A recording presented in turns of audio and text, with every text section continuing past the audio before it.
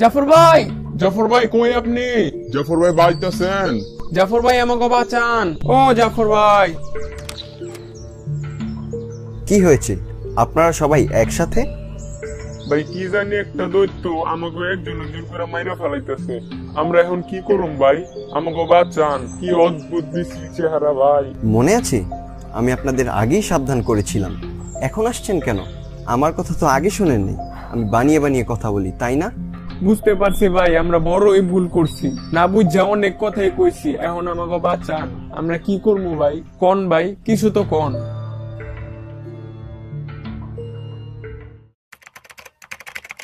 গ্রামের সবচেয়ে জ্ঞানী এবং শিক্ষিত লোক জাফর সাহেব। হ্যাঁ, এটা কি চীনে নতুন ভাইরাস? মানুষ এভাবে মারা যাচ্ছে, ব্যাপারটা তো খুব ভয়ানক। আমি সবাইকে শেষ করে দেব, পৃথিবী থেকে মানুষ নামক পোকাগুলো ধ্বংস করে দেব। আমার টার্গেট হচ্ছে অপরিষ্কার সব মানুষ নামক পোকা। কি করবি এখন তোরা? যে করেই হোক আমাকে আমার গ্রামের সবাইকে এ ব্যাপারে সাবধান করতে হবে, যেন এই অদ্ভুত ভাইরাসের হাত থেকে আমরা রক্ষা পেতে পারি। আমি এখনই ইন্টারনেটে দেখে নিই কিভাবে এটা থেকে বাঁচা যাবে। এসব ভেবে জাফর সাহেব গ্রামের মানুষকে সচেতন করতে চলে গেল।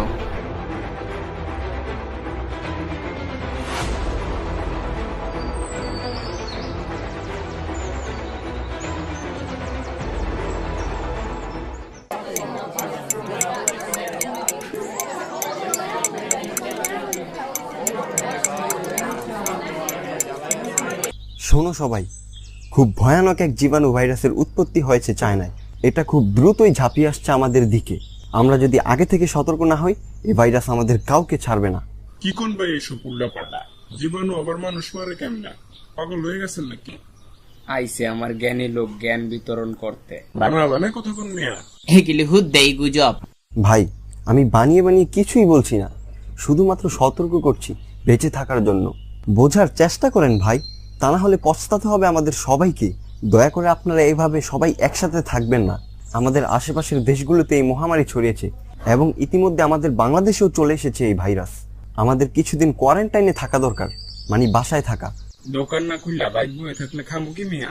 চা না খাইয়া থাকমু কেমনে? আরে মিয়া যান যান, জ্ঞান যাইয়া অন্য জায়গায় ঝাড়েন। সবাইকে না বুঝাতে পেরে সে নিরাশ হয়ে চলে যায়। আচ্ছা, দেখা যাক পোস্টার লাগিয়ে মানুষকে সতর্ক করা যায় কিনা।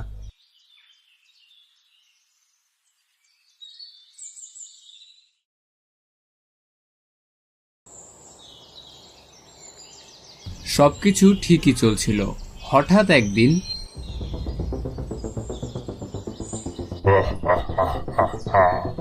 তুই অপরিষ্কার, তুই এখন আমার শিকার। আমার কিছু করো না।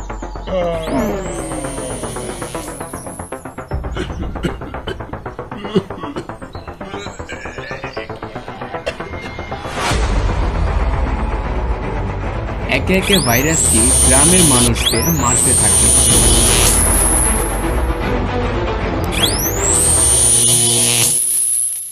আরে মিয়ারা, পরিস্থিতি তো খুবই ভয়ানক। যেমনে মানুষ মরতাছে, মনে হয় না গ্রামের কেউ বাঁচবো। এক কাম করি, চলো সবাই জাফর ভাইয়ের কাছে যাই।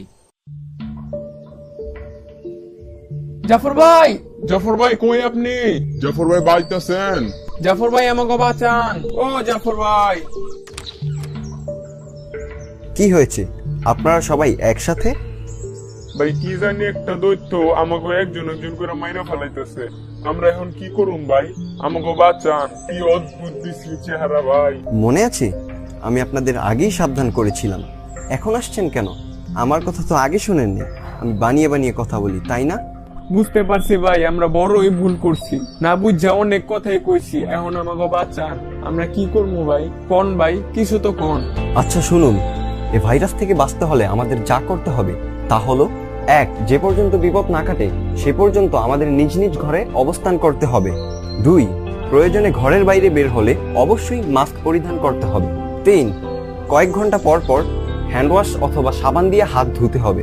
4, যথাসম্ভব জনসমাগম এড়িয়ে চলতে হবে।